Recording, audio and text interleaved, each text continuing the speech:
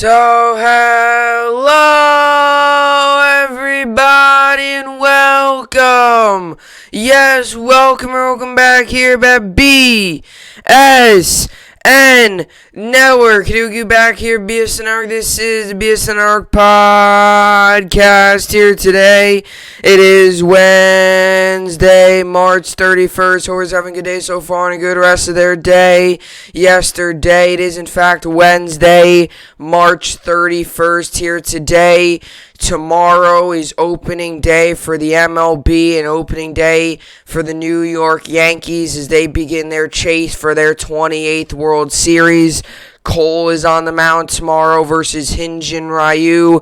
Should be an exciting matchup start of the 162 games that will ultimately decide whether we are the World Series champions or we are not. And this is a big year for the New York Yankees, a big year for really New York baseball, as the Mets obviously got Lindor this offseason, got guys like James McCann, got all those guys like that. So this is a big year for them and a big year for a lot of these other teams, as the Mets will try to we'll try to get to the playoffs and try to get to World Series. Now, I don't think a World Series for the Mets this year is going to happen, but I definitely do think playoffs are in reach for them with their roster and how it's made up. And the Yankees, obviously, I really strongly believe that World Series has got to be on the mind, and it's going to be super exciting. I'm ready for it. Tomorrow, packed baseball podcast. We'll get our power rankings. We'll get the season preview, a little fantasy baseball action. So a lot of good stuff going on tomorrow involving opening day, and I will make sure to get the podcast up before all the games start, so then you can, if you want to watch it, you can watch it before the games and watch the games, not have it go out during the games where you got to, So I'll make sure to get it up during the game or before the games, and it's going to be good. So I'm excited for the season. I'm really, really, really ready for it. Hopefully the weather holds up. As it looks right now, the weather is not great for the Yankees game tomorrow, but I'm crossing my fingers. I hope that the weather holds up so we can at least get the game in. If it rains after the game, who cares? Just please do not rain from the 1 to 4 o'clock window where the Yankees are playing the Toronto Blue Jays, because I do not want that to happen. All this hype and anticipation to then have it canceled would just be terrible. So hopefully the weather holds up for that game and the Yankees get the game in and they obviously win. But another crazy night in sports. Rangers got a very good win last night. We were down 2-1 going into the third period. We are 0-10 this season when going into third periods down. We're 0-10 when losing going into third period. So going into the third period, we were down again last night. Fearing of going 0-11 when going into the third period down. And the Rangers pulled through. The Rangers got the win 5-2, 4 goals in the third period. Just an insane way to win it. 4 goals in the third period. All 4 of the goals we scored, or all 4 of the 5 goals we scored were in the third period, as we won 2-1. And obviously a big win for the New York Rangers. And I said it yesterday, we need to start winning games. We needed to win that game yesterday. That's big for the game. That's really big. Not just, that's huge. That is huge for all the games. For huge for the Rangers, and obviously the Bruins didn't lose. The Bruins didn't lose; they actually won. But still, with the Rangers getting a win, it's obviously huge. So Filipino had a goal, Panarin had a goal, Fox had a goal. Panarin also had 2 assists. Panarin was your first star of the game. Got the Broadway hat. So another good win for the Rangers. Like I said, we got to be consistent with it. We got 2 games against the Sabres. One of them's tomorrow, which is the Sabres play tonight, so it's going to be a back-to-back for the Buffalo Sabres. So we got to at least take advantage on that first game, and then come Saturday, we also got to take advantage. We play against the worst team in the NHL 2 times in a row. We've got to take advantage of these games and get points from it. We cannot possibly go in here and lose 2 to the Buffalo Sabres. We got to win these games. We played the worst team in the NHL twice in a row.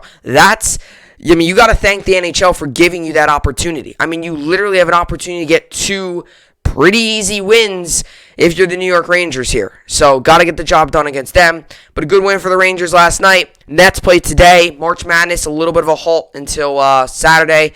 And I'm going to get right into March Madness here.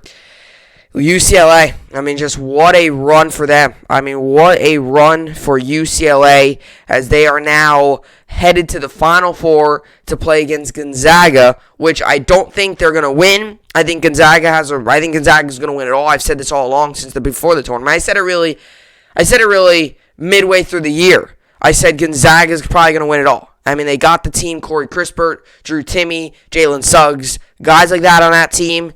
They're almost unstoppable. They're literally unstoppable. And there's something about Gonzaga that's just different from other teams, and I want to talk about that. So, big win there for Gonzaga and UCLA.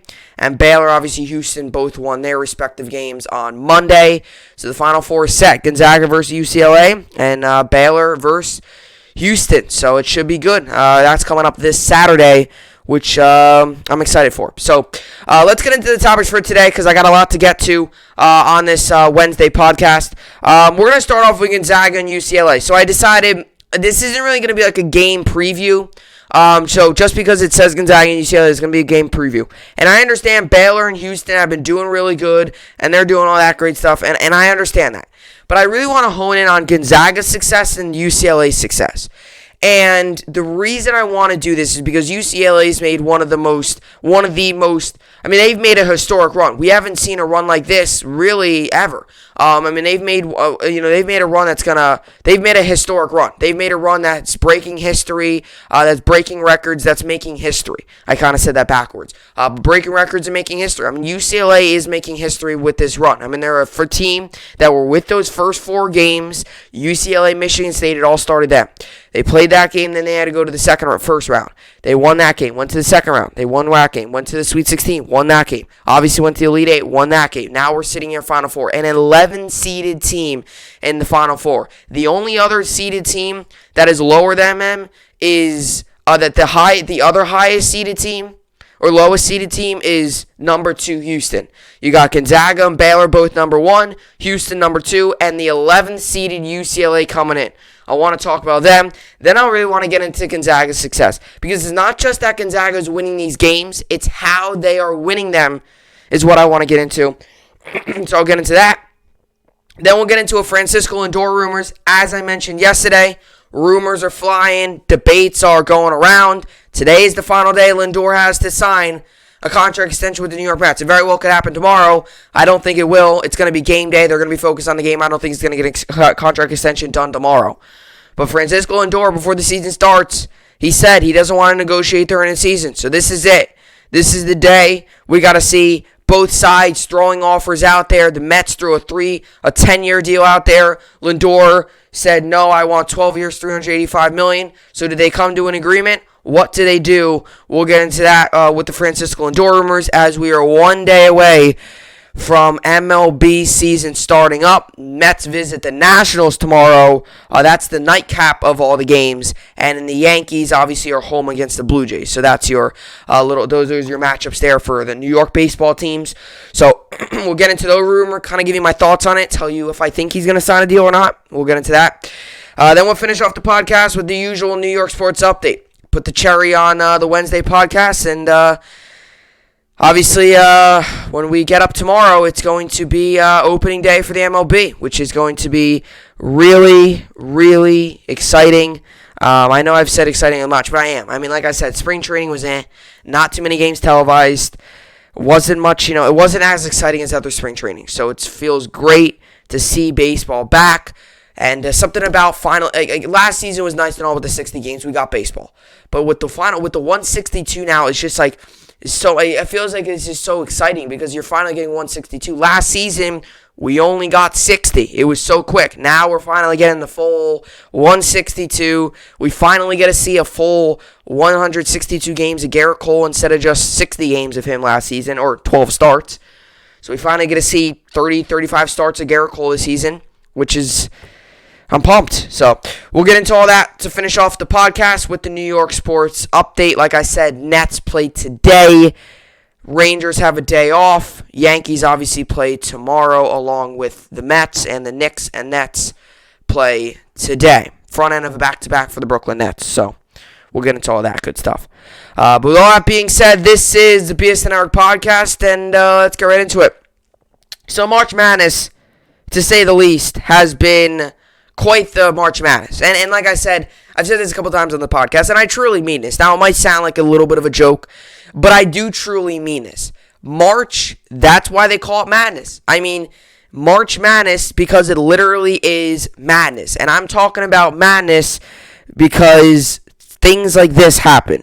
11th seeded UCLA makes the Final Four versus 1 seeded Gonzaga. And kind of to give you a little bit of an overview of the March Madness so far, it has been something else. I mean, the March Madness has just been unbelievable. I mean, I've loved the way they've scheduled it, where you obviously have the games Friday through like Tuesday, and you have and then you have games on Saturday, and you have some other games, right? So I love the way they've scheduled the March Madness so far. I think it's been excellent.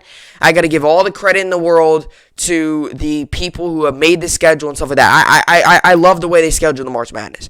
I like the back-to-back games. A lot of times during March Madness, you have the weekend games, then you have a whole week off, then more weekend games. I like that they scatter them throughout the week as well. Because, sometimes you watch all the games on Saturday, and you just want more, and you got to wait another 5 days to get another game. So, I do like how they're doing it, and the tournament's gone relatively quickly. I mean, it's the truth. I mean, I feel like just yesterday, I don't remember this with our brackets. Maybe it's just because we've been starving for March Madness, the fact that it was canceled last year, and now that we've got it, we're just every game that we can watch, we're watching.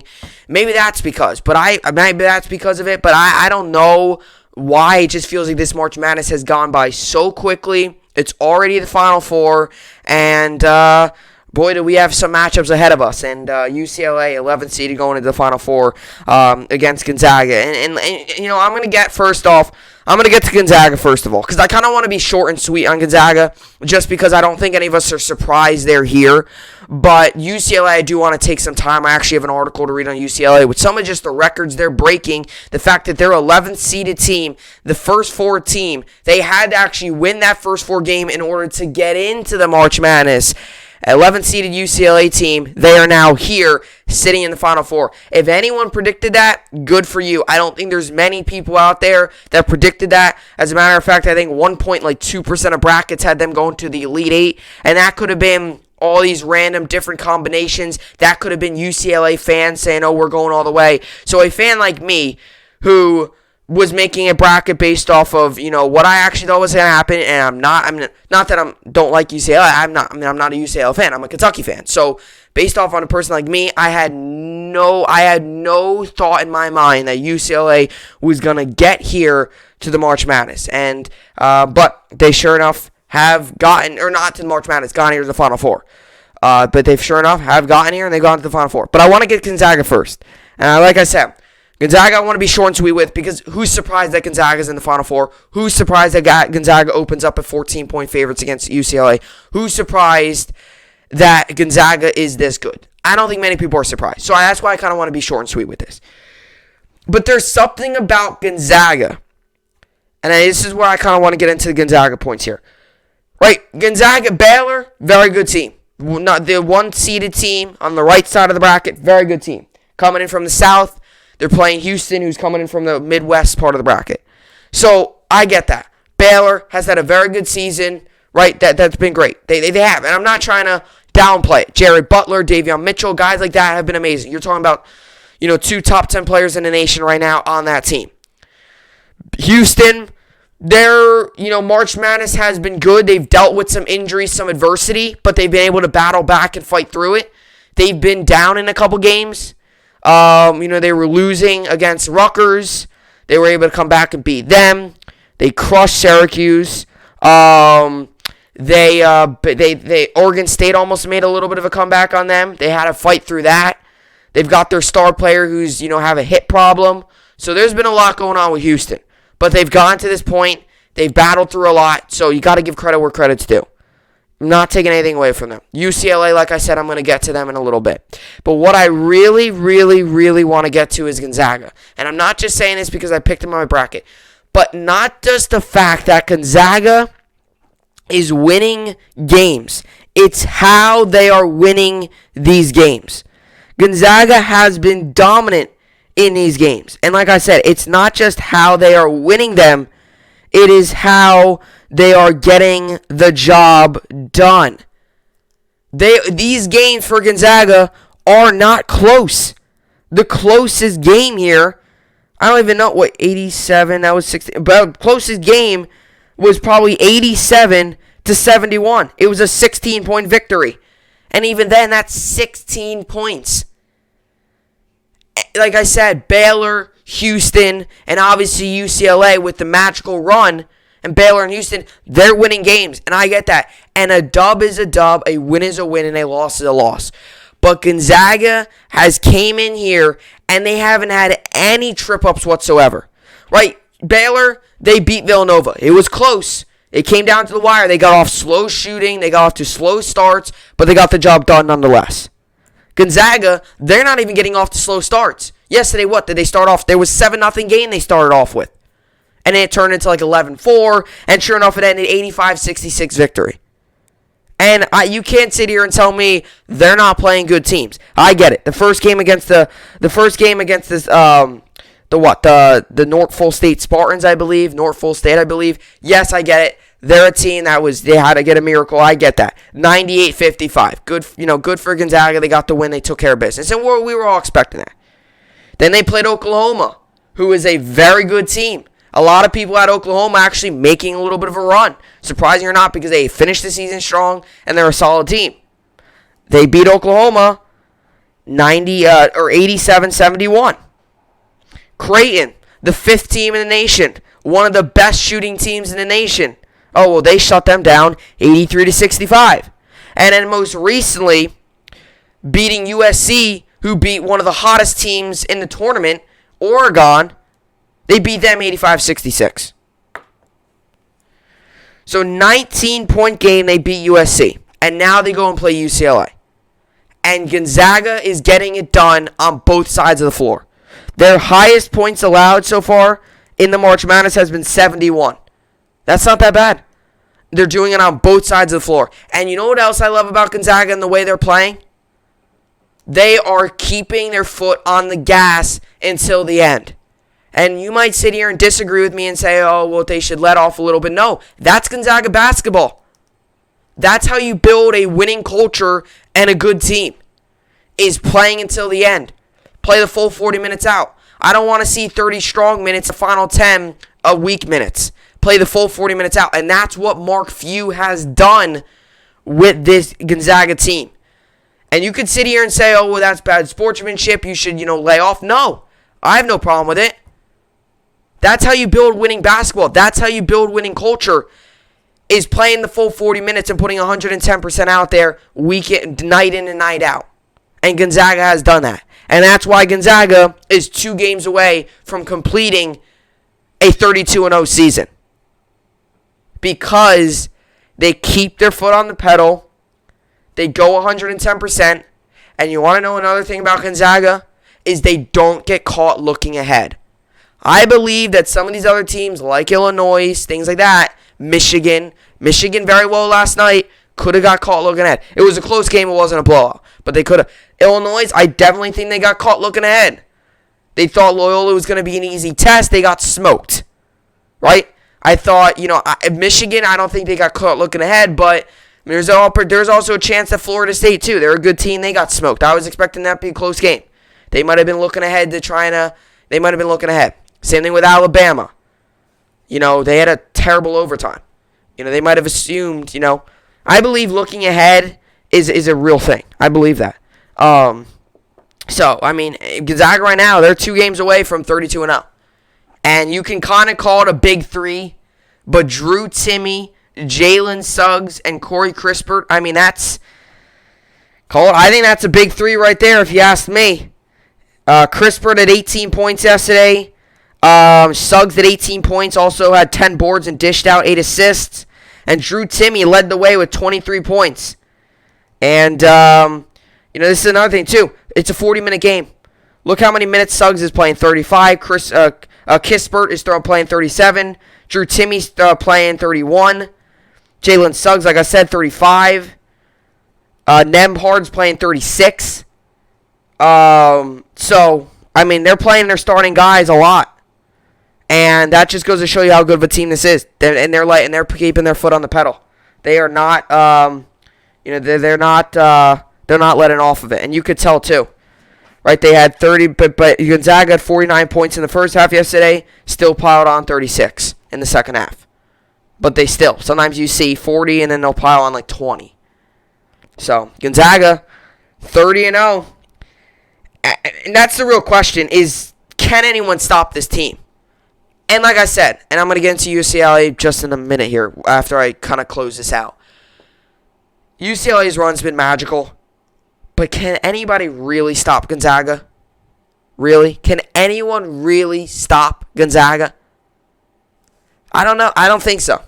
I don't think anybody can really stop Gonzaga. I think Gonzaga gets to the final championship. And Baylor, I think probably will also get there. Baylor's a good team. They're probably the second best team in the nation outside of Gonzaga.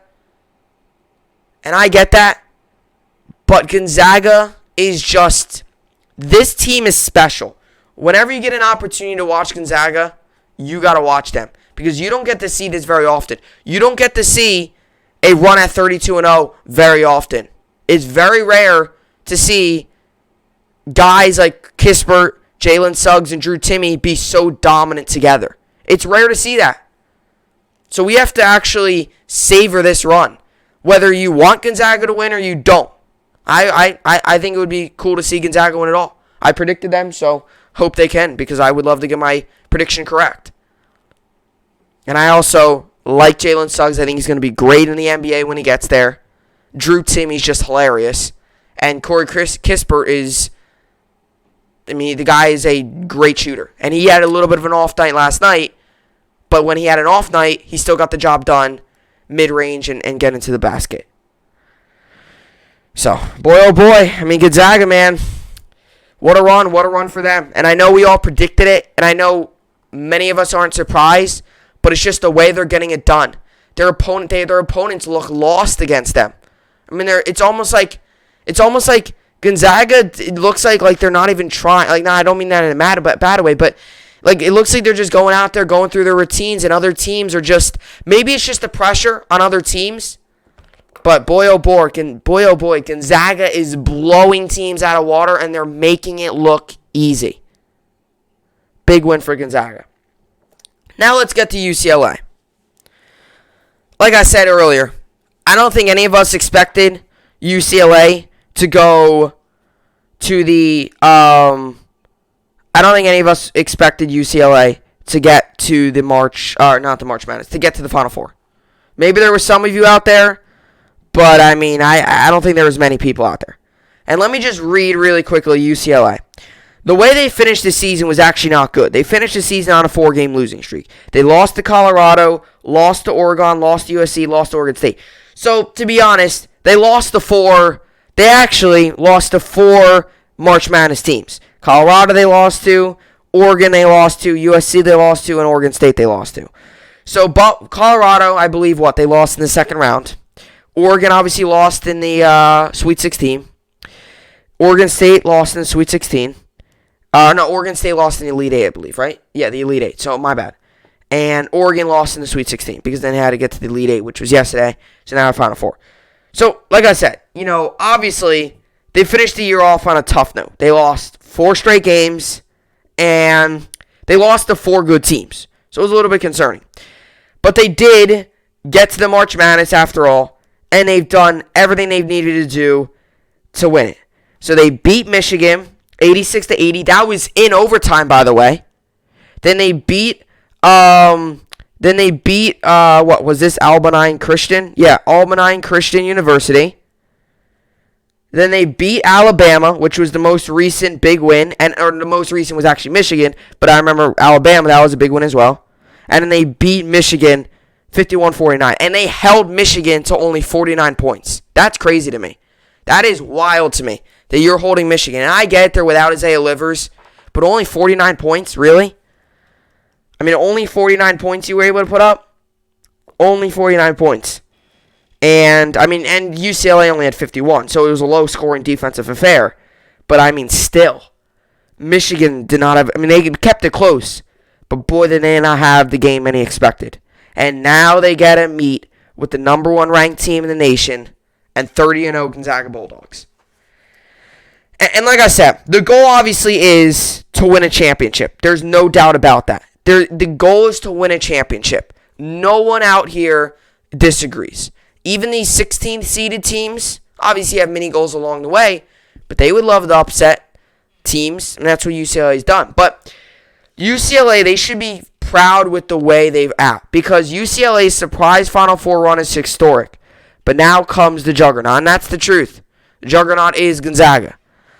UCLA's run's been historic. It's one of the... We are witnessing history with this run. This is a team who was in the first 4. They very well, if they lose that game, they very well aren't even in the tournament. They aren't in the tournament. They aren't. They win that game. They go up against a good BYU team. They beat them. Boom. Okay, second round. After the second round, I believe they beat... who did they beat in the second round? Oh, they beat Albany Christian. Then they beat Alabama. Then they got the job done against Michigan. And now we're here against Gonzaga. So, UCLA's run's been magical. And guys like Johnny Juzang,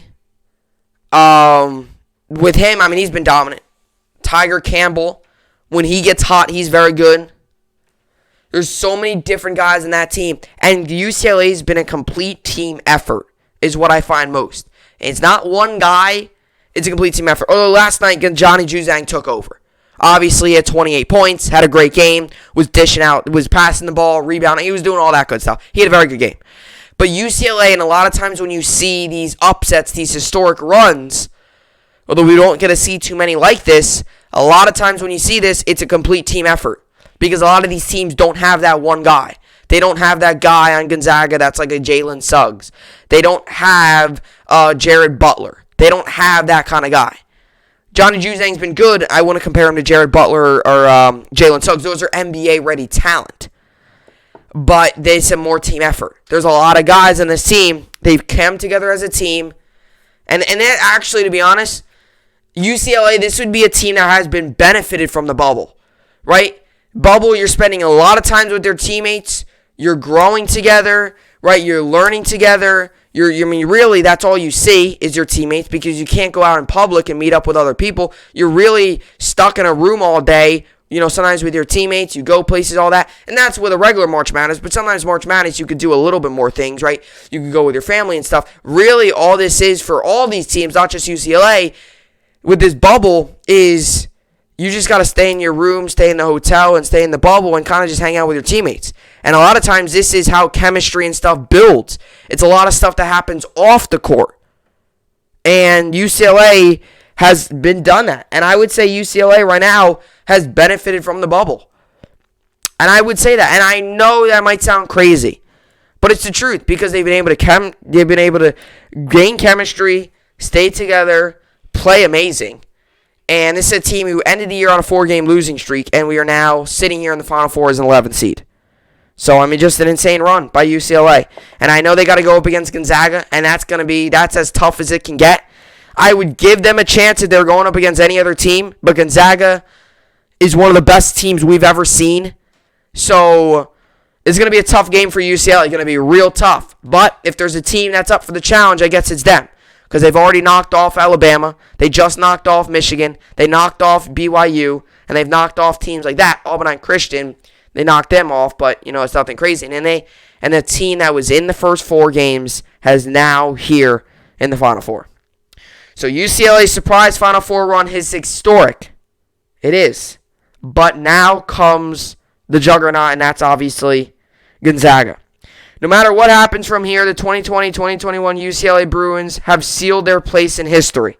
The third to last team included in the 68-team field or the 2021 men's NCAA tournament, UCLA entered with low expectations. Considering the Bruins had dropped 4 straight games, it'd be improper to say that wasn't deserved either. Yet 2 weeks later, UCLA has become only the sixth double-digit seed and to reach the Final Four since the men's tournament expanded to 64 teams in 1985. The Bruins punched their ticket with a 51-49 win over the number 1 seed Michigan Wolverines. Even if this story has reached its peak, the team's legacy is secured. UCLA is making the program's 19th trip to the Final Four, the second most in men's basketball history, and first in 13 years. But the Bruins still have legendary status in their sight. Mike Cronin's team, in a single victory from becoming the first double-digit seed to appear in the national championship. However, the obstacle and opportunity is a showdown with top-seeded undefeated Gonzaga in the national semifinals. From any perspective but program tradition, the Bruins are heavy underdogs. So the men's Final Four, this is it. It's number 2 Houston versus number 2 Baylor, like I mentioned, and obviously number 11 and number 1 Gonzaga. Number 1 UCLA and number 1 Gonzaga.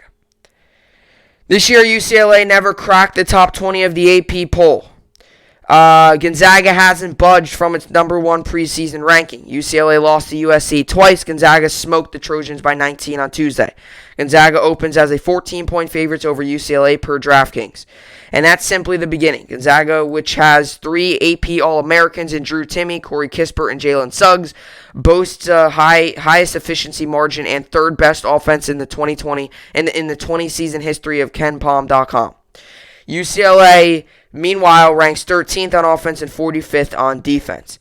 After dismantling USC, Gonzaga has notched 27 straight wins, blah, blah, blah. I mentioned this earlier.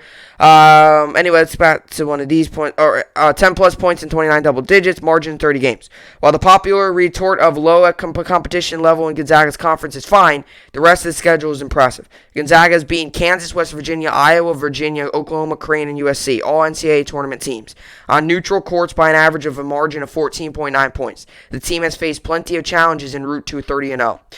Conversely, UCLA survived 2 overtime games in Michigan's last-second miss in March Madness alone. While victories are the most important thing right now, that's a dangerous way to play. History isn't on UCLA's side either. The 5 previous double-digit seeds to reach the Final Four lost in the national semifinals, and they fell by an average of margin of 12.6 points. For logical reasons, the Bruins are not expected to win, but that's nothing new. Through 5 NCAA tournament games, they were only favored against Albany Christian in the round of 32. There's a little bit more to go here. Most everyone reading this understands the challenge that Gonzaga poses. UCLA surely does too. But the Bruins keep figuring out ways to win. Largely, that's a product of Johnny Juzang's outstanding run after scoring 28 of UCLA's 51 points. Tuesday, the Kentucky transfer has provided 21.6 points per game in March Madness. Juzang's ability to create his own shot saved the Bruins against Michigan and will be vital in the next contest. UCLA's perimeter defense has improved substantially too. Prior to the NCAA tournament, the Bruins ceded a lackluster 35.1% clip from three-point range in the last 5 games. They've held opponents to a 23 of 93 mark, just 24.7%. Juzang, like I don't know if I mentioned this earlier, but he's a sophomore. Last season he came on with Kentucky, didn't get much playing time, now he's UCLA. I'm not mad about it. I wasn't ever a huge fan of him, to be honest, when he was with Kentucky. He never played. And when he did, there's a lot of mental mistakes with him. He transferred, and obviously he's played very well. While the combination of Juzang and perimeter defense alone isn't enough to take down Gonzaga, it gives UCLA a chance. And at this point in the season, nothing else matters. Save for their fans, few viewers will expect the Bruins to pull off a miracle in the Final Four. The truth is obvious. But this shutdown with Gonzaga has the potential to shift 2020-2021 UCLA from a memorable story to the most accomplished Cinderella team in men's NCAA tournament history. Which is the truth. When you're talking about this, it is the truth. It's one of the most memorable stories to the most accomplished Cinderella team in NCAA men's history. And like I said, I say that a lot, but you could put Loyola Chicago into the mix of the most accomplished Cinderella team. But I would even say right now, UCLA is one of the most accomplished Cinderella teams in NCAA tournament history. And I'm not talking about now. I'm talking about history. This is history. I mean, this is something special we're witnessing. And like I said earlier, the goal is to win a championship. All that good stuff. But even if they lose against Gonzaga, they're going to look at the big picture. I know in the heat of the moment, you're going to be frustrated. You're going to go one game away from getting to the championship. Especially if it's a close game and you miss a shot late. The fact that they got to the Final Four is unreal. They were underdogs in every single game they've played except Almadine Christian, which was a game for them who Almadine Christian was, a really low seed. And they knocked off Texas. They were, a 14 seed? They knocked off number 3 Texas. So it makes sense why they're favored against the number 14 seed. But they've been underdogs every time. And you obviously got to leave the door open for a chance for them to win. You can't just shut the door and say there's no chance. It's going to be really hard. I mean, they call them the juggernaut of college basketball. The Gonzaga. I mean, like I said, we're witnessing history. We're witnessing a possible run at 32-0, and we're witnessing UCLA making one of the most memorable Cinderella runs in NCAA tournament history. I'm all in for Cinderella stories, but it's going to be tough for them to beat Gonzaga. I mean, it's not going to be tough. It's going to be an incredible challenge. And if I was UCLA, if I was their head coach, lay it all out there on the floor. Put it all out there. You're going Gonzaga, put it all out there. Put 110%, empty the tank. I know you still got another game to go, but it's Gonzaga. It's the best team in the nation. You got to lay it all out there. You got to do it. Do anything you can to beat Gonzaga. Whether that means playing Johnny Juzang 38, 39 minutes, do whatever you got to do to beat Gonzaga if you're UCLA. Or do whatever's been working. You could do that too, but Gonzaga's a different breed. So we'll see how it all plays out, but this is an exciting Final Four matchup. And obviously Baylor, Houston's exciting as well. But just the Cinderella story and the 30-0, the 30-0 and possible 32. And I mean, we're witnessing history with this matchup. We're witnessing Gonzaga possibly going 32-0 and what being only like the 5th team in NCAA tournament history to do that. Or NCAA history to do that. And we're also witnessing UCLA making one of the most memorable Cinderella story runs and possibly getting to the championship. So it's going to be a fun matchup. We're in for a good one. So that's all I got to say. It's going to be a goal lot. It's going to be a fun game to watch. Alrighty, coming up next, we're going to get into Francisco Lindor rumors. I kind of want to be short and sweet with this, but I kind of want to, talk about it, but I'm not going to spend crazy amount of time on it just because of the fact that, we kind of talked about this a couple times with Francisco Lindor, but there is another contract offer out there for the New York Mets, and we'll get into that coming up next.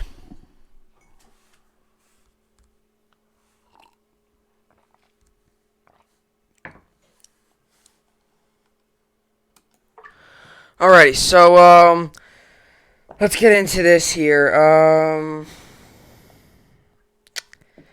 Let's get into this. So Francisco Lindor, or the Mets, whoever budges, is trying to break the bank with this upcoming deal. So let's get into this. Let me find the article, and then we'll get into it. So anyway. So, Francisco Lindor rumors. Mets shortstop seeks 12-year, $385 million contract. Deal is not closed, sources say.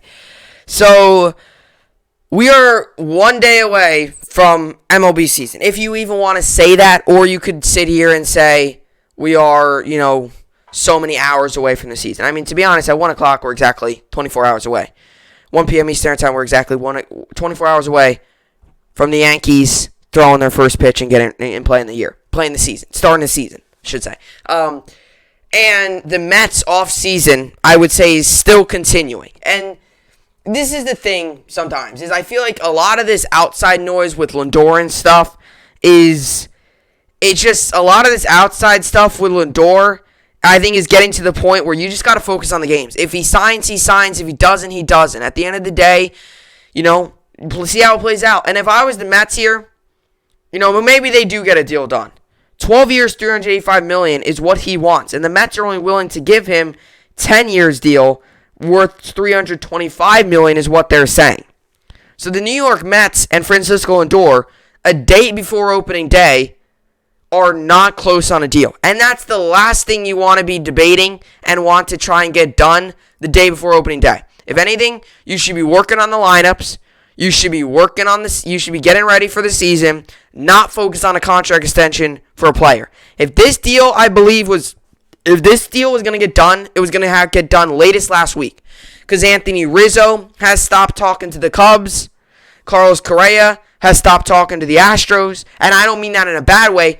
They just decided to, put off the contract extension talk until the offseason, and we'll pick it up back then. Or pick it up then. Francisco Lindor, on the other hand, in the New York Mets, they're still, I don't think there's been much negotiation the past about day or so. Because Lindor, Steve Cohen put his offer out there, Lindor put his offer out there, and it was kind of just like, you know what? That's it. That's your offer. This is my offer.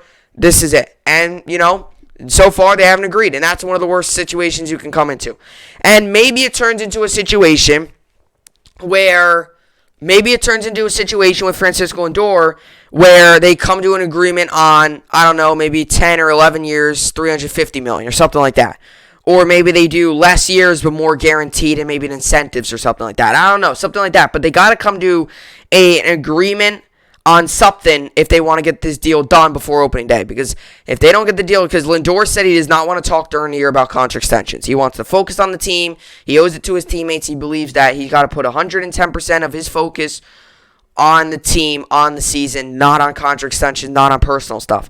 And right now, Francisco Lindor, after this year, is a free agent. So let's just say he has a big year. He bats .285, cranks 20, 25 home runs, limits the errors, gets, 60 RBIs, and, 15, 20 doubles. Let's just say that's best case scenario. Well, then you got to re-sign him. You got to give him a big contract. But let's just say he bats, 260, 15 home runs. Fielding's good, but hitting could be better. Maybe you see what he does in free agency. But this creates an interesting situation for the New York Mets. Because let's just say this season, he starts to play amazing. Right after this year is done, you're going to get contract offers. You're going to get offers coming in all over the place. And Lindor, as much as he says he wants to be a Met for life, he might go ahead and say, you know what? If they're not willing to give me this extension that I want, I'm going to go join another team.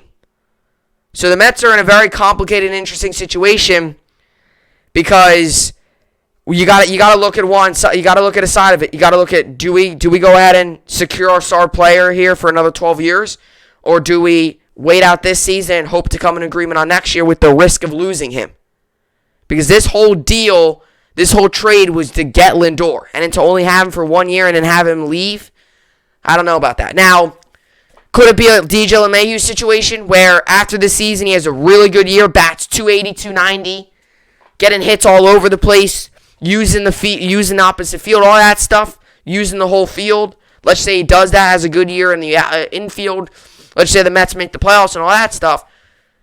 Maybe it turns into a LeMahieu situation where he does explore other possibilities, but right when the season's over, he tells the Mets, I want to be a New York Met. I'm going to go out and explore other teams, but I'm going to be a New York Met. I want to be a New York Met. Maybe that's what he does.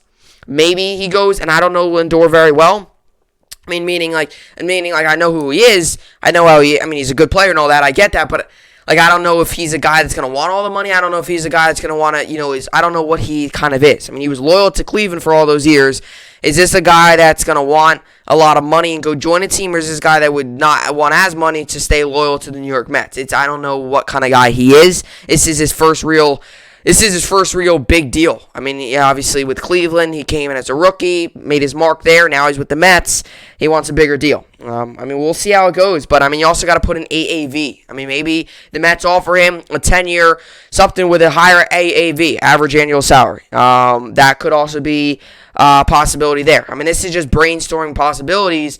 But, Steve Cohen, a guy who's supposed to spend money, a guy who's supposed to go out there and spend all this money for a guy that's struggling to come to an agreement on a contract extension, is quite interesting to me. For a guy that's going to go out there, extend these guys, give these guys all this money, spend all this money, for a guy that's not willing to extend a guy for all this money is interesting to me. Because at the beginning of this, he talked about how much he wanted to spend all the money on players. And now coming down to your best player, one of your best players, your star player, now you're struggling on coming to a deal. So the New York Mets right now are in a very difficult situation with this contract. And whether they get the deal done or not, I don't know if that's going to happen. I would put money. I would go ahead and say they're not going to get the deal done, and you're going to have to go ahead and wait till the season's over.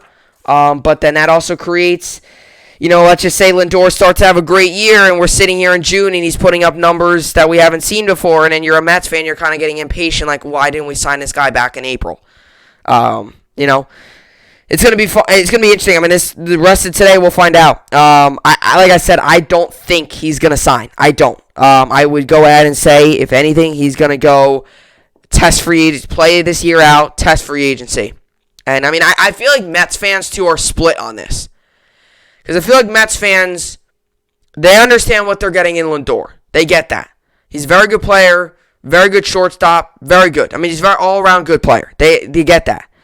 But at the same time, they also realize Conforto, Alonso, 2-3 years from now, these guys are going to want extensions. If you're giving Lindor all this money and he's not producing, you might not have enough to pay all these other guys.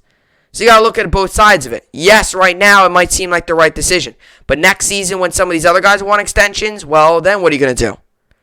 Then what are you going to do when you lose all this young talent? Because he gave Lindor all this money. So the Mets are in a little bit of an interesting situation, which is why Steve Cohen might not want to budge and give him $385 million for 12 years. We'll see how it plays out. And I've heard that the money isn't the problem. I've heard it's the years.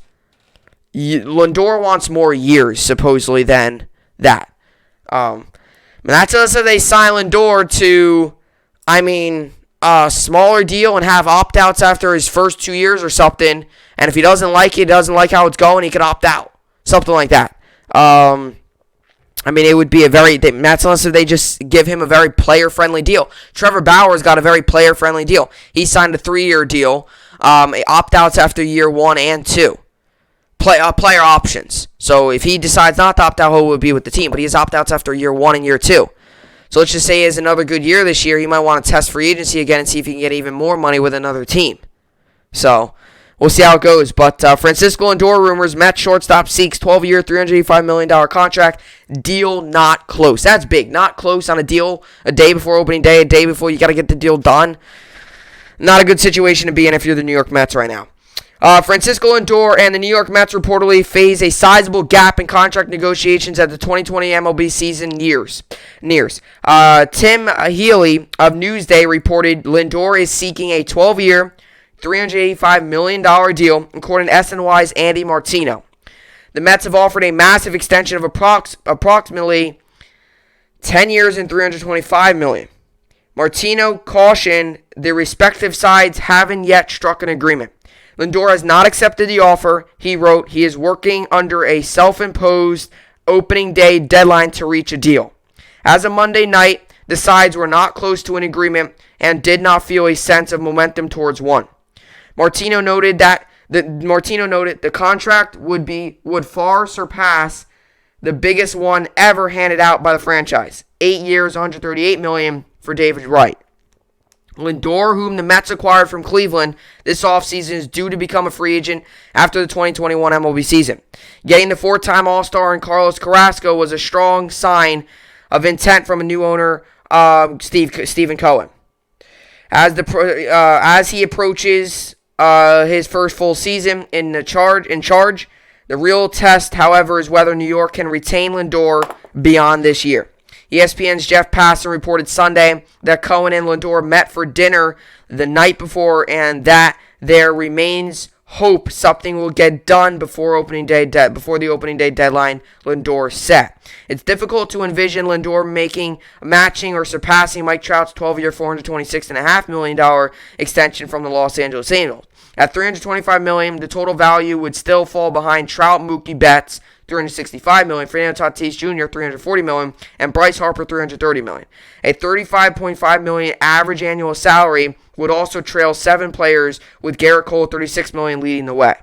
That Martino would report, and the Mets were not close to an agreement, would seemingly indicate the star shortstop is looking for a little more money. Both Betts and Tatis extensions came after the financial impact of the COVID-19 pandemic across baseball became apparent. Teams are still willing to spend big for top-end talent, So Lindor would presumably have a strong market where he to hit free agency at 28 years old. If the Mets are at least willing to put $325 million on the table, then you think they draw a line in the sand and decline to sweeten the offer in order to keep Lindor around. So we'll see how it goes. But right now, if I was the New York Mets, you got to make a decision. You got to either go ahead and say, you know what? Let's see how this season plays out. We'll give him all the money he wants right after the year's done. Or you go ahead and right now say, you know what? Give him the money. Let's see. We got a shortstop. He's 28 years old, still young, 4-time All-Star goal, all that good stuff. Flashes the leather at shortstop, great defender, all that stuff. We traded for him. Mets fans love him. They've already fallen in love with him, and he's only been in spring training. I mean, you gotta make a decision. I mean, that's really what it comes down to, and that's the business of the sport. And Steve Cohen, I have an odd feeling there's going to be people that don't like what he does either way. I have a feeling people might want to see how Lindor does this year and then pay him, and there might be people that go ahead and say, I want the money, and if they don't pay him now, they're going to be upset. So I feel like Steve Cohen, both sides of it, I think 90% of Mets fans want Lindor to sign the extension and want to get a deal done. But I also think there's a part of Mets fans that might go ahead and say, you know what, got to look at the future. Got to look at the big picture. Yes, Lindor is good and all, but what about Alonso, Conforto, and guys like that? So, Mets got a decision to make, and they got to make it before opening day. So, that means the deal's got to get done today, which I don't think is going to happen, but that's just my opinion. So, we'll see how it all plays out. Alrighty, so let's get into New York Sports Update to finish off this Wednesday edition of BSN Network podcast.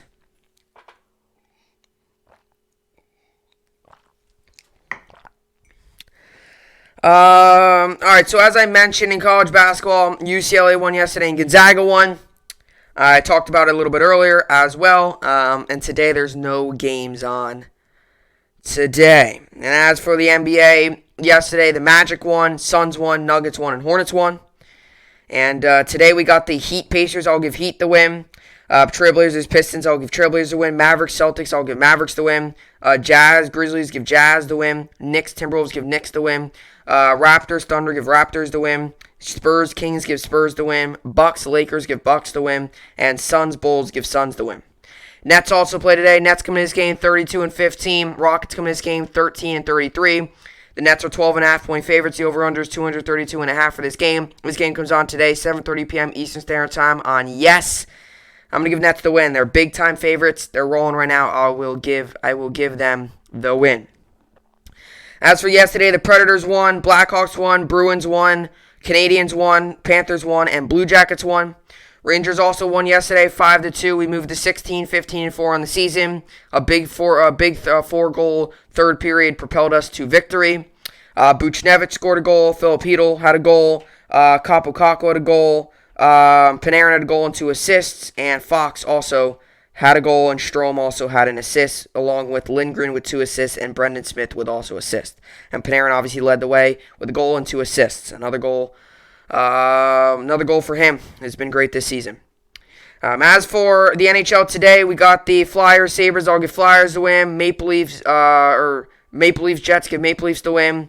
Avalanche, Coyotes give Avalanche the win. Golden Knights, Kings give Golden Knights the win. Flames, Canucks give Flames the win. And Wild, Sharks give Wild the win.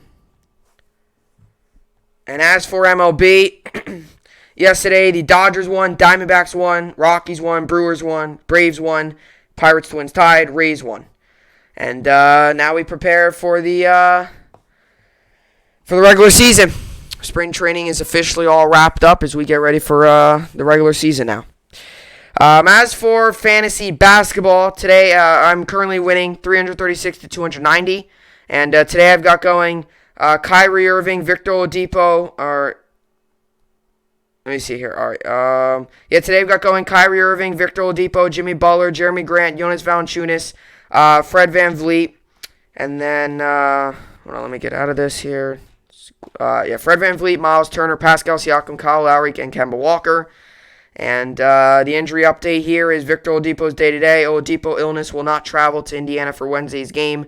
Scott Agnes of FieldhouseFiles.com reports. So he is out there. other than that, same report there. And as for fantasy hockey, I'm currently losing 45-37, so hopefully I can come back. But today I've got going on, says Kopitar, Johnny Grajue, Brock Beausier, Nicole Ehlers, Shea Theodore, Jacob Scheistron, and my goalies are Jacob Markstrom and Kaapo Kakkonen. So that's what I got there. So, fantasy hockey, would love to get the win this week. I'm 7-4 right now. I mean, season, we got one more matchup, and then we get the playoffs. Crazy fast season. I would love to get the win. I mean, I don't want to start to fall a little bit before playoffs. I would love to get the win and then finish out strong, but we'll see how all that plays out. So tonight the Nets are on. No college basketball. Obviously MLB. We got the MLB starting up tomorrow, so no MLB today. There's some hockey games on, so not crazy much on for, sports involving, college basketball. The college basketball obviously is off. There's a hockey game on. A couple hockey games on today. I know there's a game. Flyers Sabres is 7 p.m. Eastern Standard Time. That is NBC game. NBCSN, I believe. NBC. So, that game you can find as well. But Nets play tonight, so I'll be watching that game. So, that should be good. But, with all that being said, that will do it for the podcast here today. Hopefully you all enjoyed it. I will see you all back here tomorrow. Hope you enjoyed it, and thanks for watching.